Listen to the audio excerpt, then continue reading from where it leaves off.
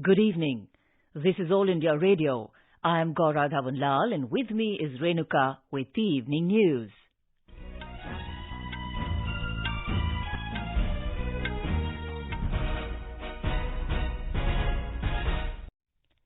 The headlines.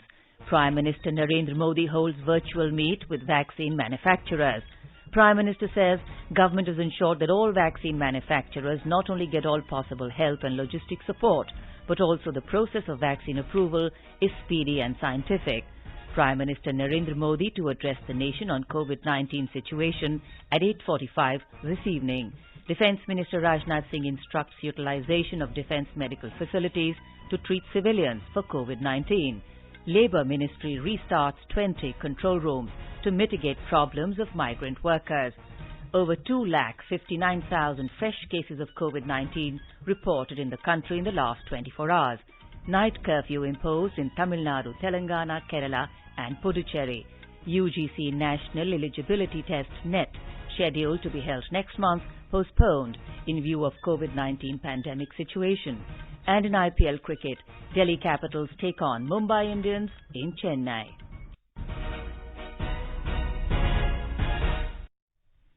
As the number of COVID cases is on the rise again, we appeal to our listeners not to lower their guard, take all precautions, and all those above 45 years to get vaccinated without any hesitation. Stay safe and protected by following these 3 simple steps. Wear a face mask, maintain 2 gaz ki duri for social distancing, and focus on hand and face hygiene. And now, the news in detail. Prime Minister Narendra Modi today said the government has ensured that all vaccine manufacturers not only get all possible help and logistic support, but also that the process of vaccine approval is speedy and scientific. Interacting with vaccine manufacturers from across the country through video conferencing, Mr. Modi assured all possible support and a smooth approval process for the vaccine candidates, which are currently under the trial phase. He said, throughout the process of developing and manufacturing vaccines, the country has constantly worked with the spirit of public-private partnership under the mission COVID Suraksha and created an end-to-end vaccine development ecosystem. Mr. Modi applauded the vaccine manufacturers for their achievements and professionalism. He said the biggest strengths of our vaccine industry are its samarthya, sansadhan and seva bhav, and these are what makes them vaccine leaders in the world. Believing in the ability of our vaccine manufacturers, the Prime Minister said the government has now allowed the vaccination program for every adult starting the 1st of May. He urged the vaccine manufacturers to continuously scale up the production capacity to vaccinate people in the shortest possible time. He also appreciated the efforts and studies being conducted by our scientists in the development of new vaccines. Mr. Modi credited them for developing and manufacturing vaccines in record time, noting the fact that vaccines manufactured in India are the cheapest. He said the world's largest vaccine program is underway in India. The Prime Minister said the health infrastructure of our private sector has played a big role in the country's fight against COVID-19, and in the coming days, the private sector will play an even more active role in the vaccination drive. This will require better coordination between hospitals and industry. The vaccine manufacturers thanked the Prime Minister for the government's decision of allowing vaccination for everyone above the age of 18 and various steps taken to give more incentives and flexibility. They also appreciated the Prime Minister's leadership for the support they have received from the Government of India throughout the process of vaccine development and production. They also discussed their plans to ramp up production, upcoming vaccine candidates and research on the new variants. Prime Minister Narendra Modi will address the nation on the COVID-19 situation at 8:45 this evening. This was conveyed in a tweet by the Prime Minister's office. Defence Minister Rajnath Singh has instructed that defence medical facilities to treat civilians for COVID-19 should be utilised. He has also instructed that the additional capacity and resources be utilised to provide relief to people in the wake of the rising cases of coronavirus in the country. The Defence Minister today chaired a meeting to review the Defence Ministry's preparations and response to the COVID-19 situation. The meeting was attended by the 3 service chiefs, Chief of Defence Staff General Bipin Rawat, Defence Secretary, DRDO Chairman and Director General of the Armed Forces Medical Services. During the meeting, Mr. Rajnath said that all requirements will be fulfilled through emergency purchases. Earlier, the Defence Ministry spoke to Army Chief General M.M. Naravane, Defence Secretary and DRDO Chief and asked them to offer available facilities and expertise to civilians during the COVID-19 crisis. Mr. Singh also directed the Army Chief that local commanders must reach out to Chief Ministers and offer all possible help. Following this, the Defence Secretary also issued instructions to 67 Cantonment Board hospitals across the country to extend medical services to every patient who reaches out to them. The medical oxygen supply in the country has been increased by nearly 4 times in a span of just around 2 months. Reports suggest that the per-day production capacity of medical oxygen in the country has been enhanced from 1,273 metric tons in the last week of February this year to 4,739 metric tons per day in the recent past. The Ministry of Labour and Employment has rejuvenated the 20 control rooms in view of the resurgence of coronavirus cases and imposition of certain restrictions by various state governments. The steps have been taken to address wage-related grievances of workers and to mitigate the problems of migrant workers. Secretary of Labour and Employment Ministry Apurva Chandra said this facility was launched in the April last year and it is revived again to resolve the issues of migrant workers. पिछले कुछ दिनों में कुछ राज्यों में lockdown की प्रक्रिया शुरू हुई है। इसको देखते हुए श्रम मंत्रालय ने फिर से जैसे पिछले वर्ष अप्रैल 2020 में 20 कंट्रोल सेंटर शुरू किए थे, हमने फिर से आज से ये ऑर्डर निकाल दिया है और ये सारे के सारे 20 कंट्रोल सेंटर विभिन्न राज्यों में कार्यान्वित किए गए हैं। इनमें सेंट्रल लेबर कमिश्नर के अधिकारी उपलब्ध रहेंगे। सबके नंबर हमने उपलब्ध करा दिए हैं। किसी भी माइग्रेंट वर्कर को कोई भी जरूरत हो राज्य शासन से या किसी भी तरह की कोई आवश्यकता हो और उनसे कोई मदद की जरूरत हो तो हमारे अधिकारी उपलब्ध रहेंगे और उनको मदद पूरी कराएंगे। The ministry has informed that the aggrieved workers can access these control rooms through email, mobile and WhatsApp. The functioning of all 20 call centers is being monitored and supervised by the Chief Labour Commissioner on daily basis. Delhi Lieutenant Governor Anil Baijal has urged migrant workers not to leave the city in panic. He assured all assistance from the government regarding their needs during this pandemic. He said all necessary arrangements are being ensured for them. The Health Ministry said a total of 2,59,170 new cases have been reported in the country in the last 24 hours, taking the cumulative positive cases to over 1 crore 53 lakh. 1,761 deaths have been reported during the last 24 hours, taking the toll to 1,80,530 across the country. Over 12 crore 71 lakh 29,000 doses of the COVID vaccine have been administered to beneficiaries in the country so far. The Union Health Ministry said that more than 32 lakh 76,000 doses were given to beneficiaries in the last 24 hours. The country's COVID-19 recovery rate has reached 85.56%, with a total recovery of more than 1,54,000 patients in the last 24 hours. The ministry said over 1 crore 31 lakh patients have recovered from the disease. Presently, the total number of active cases in the country is over 20,31,000, which comprises 13.26% of the total positive cases.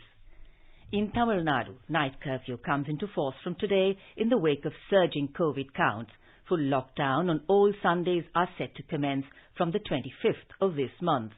In a bid to check the second wave of coronavirus infection, the Puducherry administration has imposed night curfew from today between 10 p.m. to 5 a.m. Meanwhile, the total tally of COVID-19 vaccination beneficiaries has crossed 1.7 lakhs in the Union Territory of Puducherry. This includes the second dose of vaccine. In Kerala, as COVID cases continue to surge, night curfew for 2 weeks begins from today. Curfew will be imposed from 9 p.m. to 5 a.m. Kerala recorded its highest single-day surge today with 19,577 new COVID cases.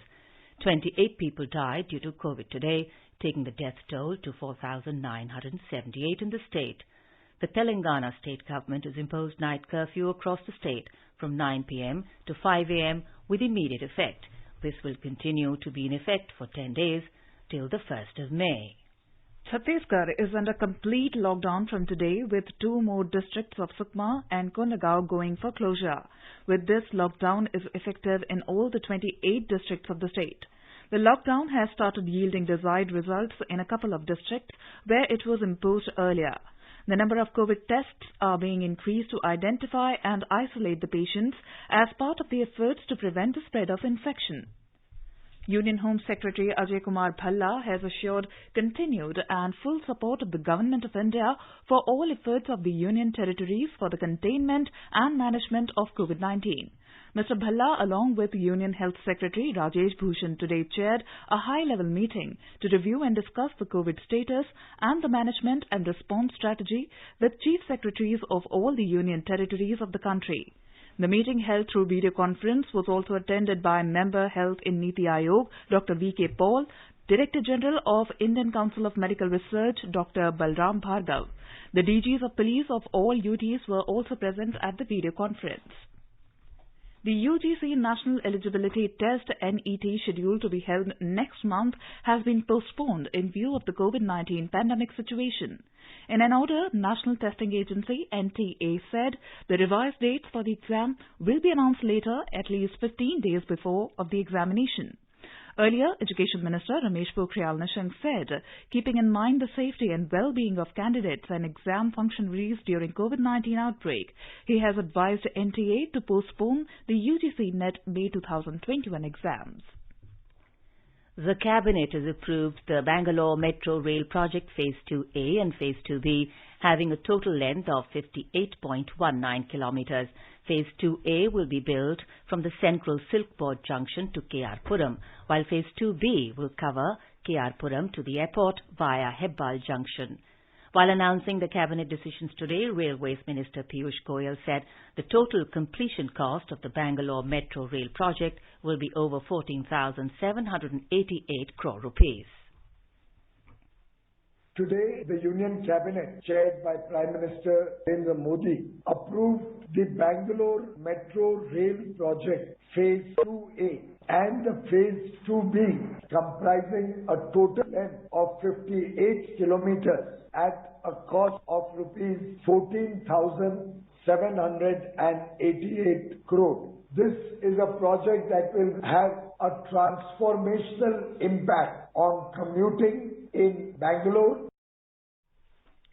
The minister also informed that the Cabinet has also approved an exclusive subsidy policy for urea produced through coal gasification by Talcher Fertilizers Limited. He said it would assist in reducing urea imports to the tune of 12.7 lakh metric tons per annum, which will save foreign exchange.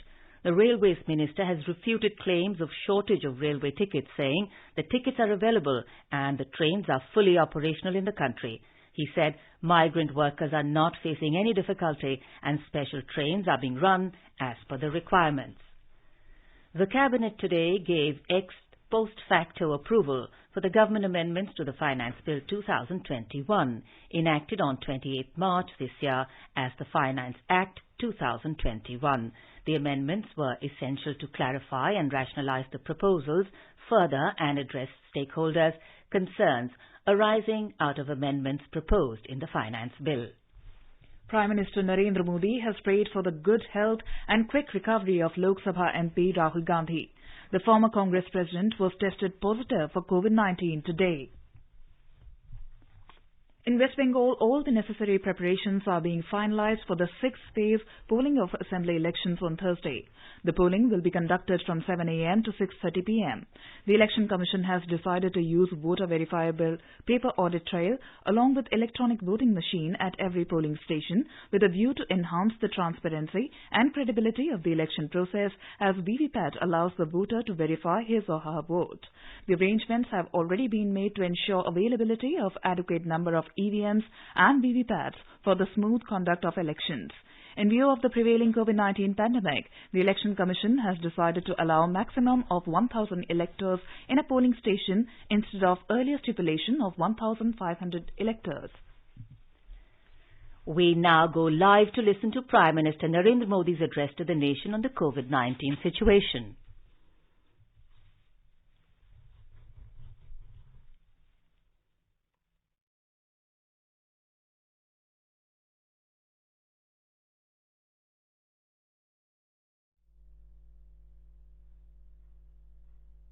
मेरे प्यारे देशवासियों, नमस्कार। Corona के खिलाफ देश आज फिर एक बहुत बड़ी लड़ाई लड़ रहा है। कुछ सप्ताह पहले तक स्थितियां संभली हुई थी और फिर एक कोरोना की दूसरी वेव तूफान बनकर आ गई। जो पीड़ा आपने सही है, जो पीड़ा आप सह रहे हैं, उसका मुझे पूरा एहसास है। जिन लोगों ने बीते दिनों में अपनों को खोया है, मैं सभी देशवासियों की तरफ से उनके प्रति संवेदनाएं व्यक्त करता हूं। परिवार के एक सदस्य के रूप में मैं आपके दुख में शामिल हूं।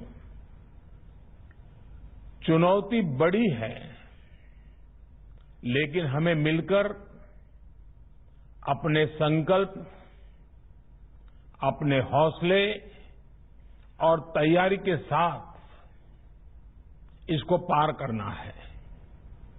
साथियों,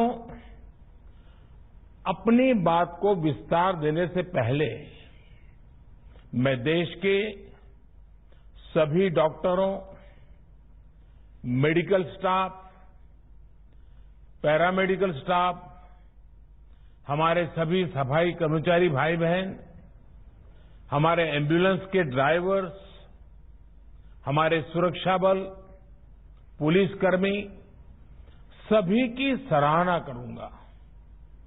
आपने कोरोना की पहली वेव में भी अपना जीवन दांव पर लगाकर लोगों को बचाया था। आज आप फिर इस संकट में अपने परिवार, अपने सुख, अपनी चिंता छोड़कर दूसरों का जीवन बचाने में दिन रात जुटे हुए हैं। साथियों, हमारे शास्त्रों में कहा गया है, त्याज्यम न धैर्यम विदुरेऽपि काले, अर्थात कठिन से कठिन समय में भी हमें धैर्य नहीं खोना चाहिए।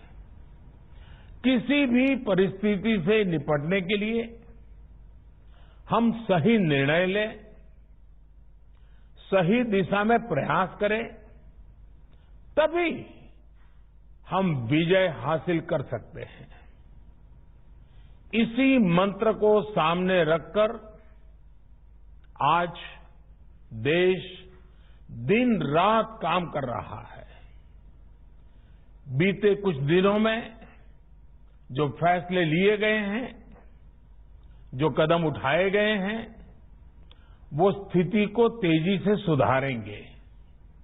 इस बार कोरोना संकट में देश के अनेक हिस्से में ऑक्सीजन की डिमांड बहुत ज्यादा बढ़ी है।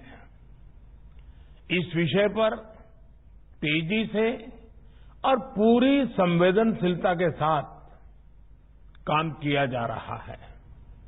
केंद्र सरकार, राज्य सरकारें, प्राइवेट सेक्टर, सभी की पूरी कोशिश है कि हर जरूरतमंद को ऑक्सीजन मिले।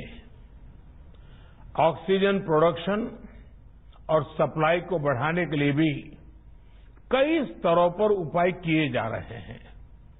राज्यों में नए ऑक्सीजन प्लांट्स हो, 1 लाख नए सिलेंडर पहुंचाने हो, औद्योगिक इकाइयों में इस्तेमाल हो रही ऑक्सीजन का मेडिकल इस्तेमाल हो, ऑक्सीजन रेल हो, हर प्रयास किया जा रहा है। साथियों, इस बार जैसे ही कोरोना के केस बढ़े, देश के फार्मा सेक्टर ने दवाइयों का उत्पादन और बढ़ा दिया है। आज जनवरी फरवरी की तुलना में देश में कई गुना ज्यादा दवाइयों का प्रोडक्शन हो रहा है। इसे अभी और तेज किया जा रहा है। कल भी मेरी देश की फार्मा इंडस्ट्री के बड़े जो प्रमुख लोग हैं, उसके जो एक्सपर्ट लोग हैं, उनसे बहुत लंबी चर्चा हुई है। प्रोडक्शन बढ़ाने के लिए हर तरीके से दवाई कंपनियां की मदद ली जा रही है। हम सौभाग्यशाली हैं कि हमारे देश के पास इतना बड़ा मजबूत फार्मा सेक्टर है जो बहुत अच्छी और तेजी से दवाइयां बनाता है। इसके साथ ही अस्पतालों में बेड की संख्या को बढ़ाने का भी काम तेजी से चल रहा है। कुछ शहरों में ज्यादा डिमांड को देखते हुए विशेष और विशाल कोविड हॉस्पिटल बनाए जा रहे हैं। साथियों, पिछले वर्ष जब देश ने कोरोना के कुछ ही मरीज सामने आए थे, उसी समय भारत में कोरोना वायरस के खिलाफ प्रभावी वैक्सीन के लिए काम शुरू कर दिया था। हमारे वैज्ञानिकों ने दिन रात एक करके बहुत कम समय में देशवासियों के लिए वैक्सीन विकसित की हैं। आज दुनिया की सबसे सस्ती वैक्सीन भारत में है। भारत की कोल्ड चेन व्यवस्था के अनुकूल वैक्सीन हमारे पास है। इस प्रयास में हमारे प्राइवेट सेक्टर ने इनोवेशन और एंटरप्राइज की भावना का बेहतरीन प्रदर्शन किया है। वैक्सीन की अप्रूवल्स और रेगुलेटरी प्रोसेसेस को फास्ट ट्रैक पर रखने के साथ ही सभी साइंटिफिक और रेगुलेटरी मदद को बढ़ाया गया है। यह एक टीम एफर्ट है जिसके कारण हमारा Bharat 2 made in India vaccine के साथ दुनिया का सबसे बड़ा टीकाकरण अभियान शुरू कर पाया। टीकाकरण के पहले चरण से ही गति के साथ ही इस बात पर जोर दिया गया कि ज्यादा से ज्यादा क्षेत्रों तक, जरूरतमंद लोगों तक वैक्सीन पहुंचे। दुनिया में सबसे तेजी से भारत में पहले 10 करोड़, फिर 11 करोड़ और अब 12 करोड़ वैक्सीन डोज दिए गए हैं। आज कोरोना से इस लड़ाई में हमें हौसला मिलता है कि हमारे health care workers, frontline corona warriors और सीनियर सिटीजन्स के एक बड़े हिस्से को वैक्सीन का लाभ मिल चुका है। साथियों, कल ही वैक्सीन को लेकर हुए एक और अहम फैसला भी हमने किया है। 1 मई के बाद से 18 वर्ष के ऊपर के किसी भी व्यक्ति को वैक्सीनेट किया जा सकेगा। अब भारत में जो वैक्सीन बनेगी उसका आधा हिस्सा सीधे राज्यों और अस्पतालों को भी मिलेगा। इस बीच गरीबों, बुजुर्गों, निम्न मध्यम वर्ग के लोग, 45 वर्ष की आयु के ऊपर के व्यक्तियों के लिए केंद्र सरकार का जो वैक्सीन कार्यक्रम चल रहा है वो भी उतनी ही तेजी से जारी रहेगा। पहले की तरह ही सरकारी अस्पतालों में मुफ्त वैक्सीन मिलती रहेगी, जिसका फायदा, जैसा मैंने कहा, हमारे गरीब परिवार हो, हमारे मध्यम वर्ग, निम्न वर्ग के परिवार हो, वो उनका लाभ उठा सकेंगे। साथियों, हम सभी का प्रयास जीवन बचाने के लिए है, और जीवन बचाने के लिए तो है ही, प्रयास से भी ये है कि आर्थिक गतिविधियां और आजीविका कम से कम प्रभावित हो। प्रयास का तरीका यही रखा जाए। वैक्सीनेशन को 18 वर्ष की आयु के ऊपर के लोगों के लिए ओपन करने से शहरों में जो हमारे वर्कफोर्स है उसे तेजी से वैक्सीन उपलब्ध होगी। राज्यों और केंद्र सरकार के प्रयासों से श्रमिकों को भी तेजी से वैक्सीन मिलने लगेगी। मेरा राज्य प्रशासन से आग्रह है कि वो श्रमिकों का भरोसा जगाए रखे। उनसे आग्रह करें कि वो जहां है वहीं रहे। राज्यों द्वारा दिया गया ये भरोसा उनकी बहुत मदद करेगा कि वो जिस शहर में है वहीं पर अगले कुछ दिनों में वैक्सीन भी लगेगी और उनका काम भी बंद नहीं होगा। साथियों, पिछली बार जो परिस्थितियां थी वो अभी से काफी भिन्न थी। तब हमारे पास इस वैश्विक महामारी से लड़ने के लिए कोरोना स्पेसिफिक मेडिकल इंफ्रास्ट्रक्चर नहीं था। आप याद करिए देश की क्या स्थिति थी। कोरोना टेस्टिंग के लिए पर्याप्त लैब नहीं, पीपीई का कोई प्रोडक्शन नहीं, हमारे पास इस बीमारी के ट्रीटमेंट के लिए कोई खास जानकारी भी नहीं। लेकिन बहुत ही कम समय में हमने इन चीजों में सुधार किया। आज हमारे डॉक्टरों ने कोरोना के इलाज की बहुत ही अच्छी एक्सपर्टीज हासिल कर ली है। वो ज्यादा से ज्यादा जीवन बचा रहे हैं। आज हमारे पास बड़ी मात्रा में पीपीई किट्स हैं, लैब्स का बड़ा नेटवर्क है और हम लोग टेस्टिंग की सुविधा को निरंतर बढ़ा रहे हैं। साथियों, देश ने कोरोना के खिलाफ अब तक बहुत मजबूती से और बहुत धैर्य से लड़ाई लड़ी है। इसका श्रेय आप सभी को, सभी देशवासियों को ही जाता है। अनुशासन और धैर्य के साथ कोरोना से लड़ते हुए आप देश को यहां तक लाए हैं। मुझे विश्वास है जन भागीदारी की ताकत से हम कोरोना के इस तूफान को भी परास्त कर पाएंगे। आज हम अपने चारों ओर देख रहे हैं कि कैसे कई लोग, कई सामाजिक संस्थाएं जरूरतमंदों तक मदद पहुंचाने में दिन रात जुटे हैं।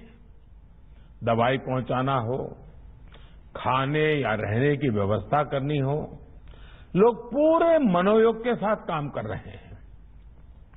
मैं इन सभी के सेवा भाव को आदरपूर्वक नमन करता हूं और देशवासियों से अपील करता हूं कि अधिक से अधिक मात्रा में इस संकट की घड़ी में देशवासी आगे आएं और जरूरतमंदों तक मदद पहुंचाएं।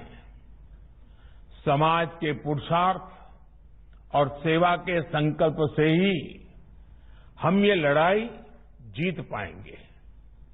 मेरा युवा साथियों से अनुरोध है कि वो अपनी सोसाइटी में, मोहल्ले में, अपार्टमेंट्स में छोटी छोटी कमेटियां बनाकर कोविड अनुशासन पालन करवाने में मदद करें।